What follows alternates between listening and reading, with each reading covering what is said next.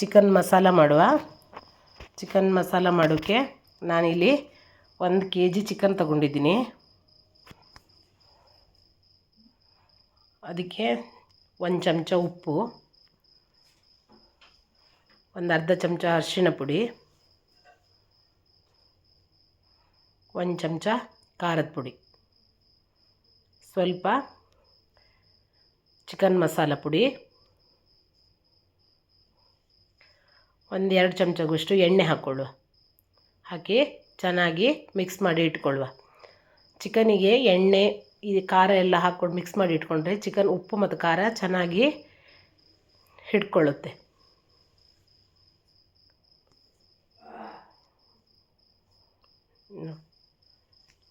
ಈ ಕಡೆ ಮಸಾಲೆ ರೆಡಿ ಮಾಡೋಕ್ಕೆ ನಾನಿಲ್ಲಿ ಒಲೆ ಮೇಲೆ ಒಂದು ಪಾತ್ರೆ ಇಟ್ಕೊಂಡು 1-2 ಚಮಚ ಕೊಬ್ಬರಿ ಎಣ್ಣೆ ಹಾಕ್ಕೊಂಡಿದ್ದೀನಿ. 20 ಗೋಡಂಬಿ ತಗೊಂಡಿದ್ದೀನಿ. ಗೋಡಂಬಿನ ಚೆನ್ನಾಗಿ ಫ್ರೈ ಮಾಡ್ಕೊಳ್ಳುವ.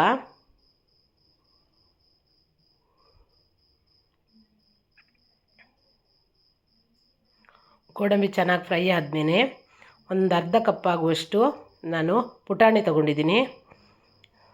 ಅದನ್ನು ಕೂಡ ಚೆನ್ನಾಗಿ ಫ್ರೈ ಮಾಡಿಕೊಳ್ಳು.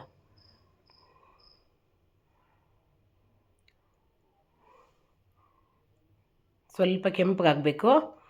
ನಂತರ ಇಲ್ಲಿ ನಾನು 1 ಟೊಮೆಟೊ, 2 ಈರುಳ್ಳಿ ತಗೊಂಡಿದ್ದೀನಿ.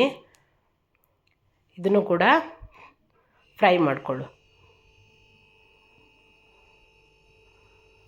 ಚೆನ್ನಾಗಿ ಫ್ರೈ ಆಗಬೇಕಿದು. ಫ್ರೈ ಆದಮೇಲೆ ಒಂದು ಅರ್ಧ ಚಮಚ ಅರಿಶಿಣ ಪುಡಿ, ಒಂದು ಅರ್ಧ ಚಮಚ ಕೊತ್ತಂಬರಿ ಹುಡಿ, 1 ಚಮಚ ಖಾರದ ಪುಡಿ, 1 ಚಮಚ ಚಿಕನ್ ಮಸಾಲ ಪುಡಿ, ಇಷ್ಟನ್ನು ಹಾಕಿ ಚೆನ್ನಾಗಿ ಮಿಕ್ಸ್ ಮಾಡಿಕೊಳ್ಳು. ಚೆನ್ನಾಗಿ ಫ್ರೈ ಆದಮೇಲೆ ನಾನು ಒಂದು ಅರ್ಧ ಕಡಿಯಾಗುವಷ್ಟು ತೆಂಗಿನಕಾಯಿ ತುರಿ ತಗೊಂಡಿದ್ದೀನಿ. ಇದನ್ನು ಕೂಡ ಚೆನ್ನಾಗಿ ಮಿಕ್ಸ್ ಮಾಡಿಕೊಂಡು ಚೆನ್ನಾಗಿ ಫ್ರೈ ಮಾಡಿಕೊಳ್ಳು.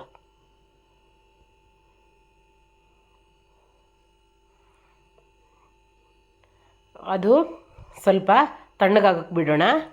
ಈ ಕಡೆ ಚಿಕನ್ ನಾವು ಬೇಯಕ್ಕಿಡೋಕ್ಕೆ ನಾನಿಲ್ಲಿ 1 ಈರುಳ್ಳಿ, 1-2 ಟೊಮೆಟೊ ತೊಗೊಂಡಿದ್ದೀನಿ.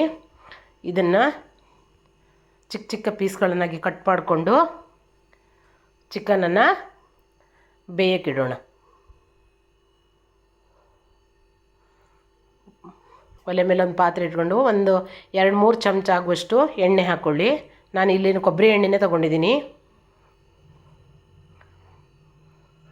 ಟೊಮೆಟೊ, ಈರುಳ್ಳಿ, ಹಸಿಮೆಣಸಿನ್ಕಾಯಿ 1-2 ಹಸಿಮೆಣಸಿನ್ಕಾಯಿ ತೊಗೊಂಡಿದ್ದೀನಿ.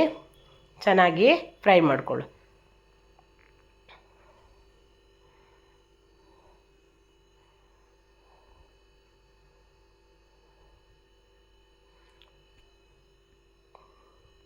ಒಂದು ಚಮಚ ಶುಂಠಿ ಬೆಳ್ಳುಳ್ಳಿ ಪೇಸ್ಟ್ ತಗೊಳ್ಳುವ. ಅದನ್ನು ಇದ್ರ ಜೊತೆಯಲ್ಲಿ ಹಾಕಿ ಚೆನ್ನಾಗಿ ಮಿಕ್ಸ್ ಮಾಡಿಕೊಳ್ಳು.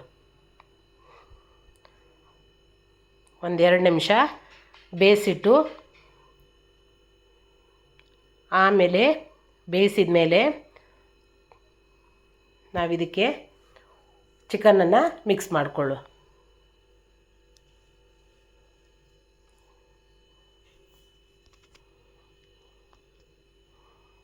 ಚಿಕನ್ ಹಾಕಿ ಮಿಕ್ಸ್ ಮಾಡಿಕೊಳ್ಳುವ.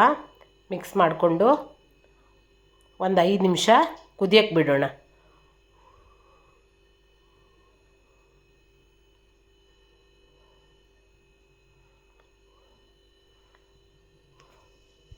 ಮುಚ್ಚಿಟ್ಟು ಕುದೀಲಿ. ಈ ಕಡೆ ನಾವು ಮಸಾಲೆ ತಣ್ಣಗಾಗಿದೆ, ಇದನ್ನು ರುಬ್ಕೊಂಡು ತಗೊಂಡು ಬರುವ. ಅಷ್ಟರೊಳಗೆ ಚಿಕನ್ನು ಬೆಂದ್ಕೊಳ್ಳುತ್ತೆ.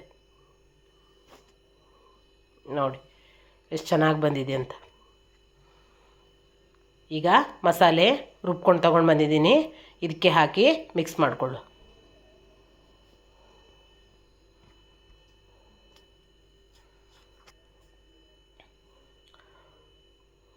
ಮಸಾಲೆನ ಜಾಸ್ತಿ ನೈಸಾಗಿ ರುಬ್ಬಾರ್ದು.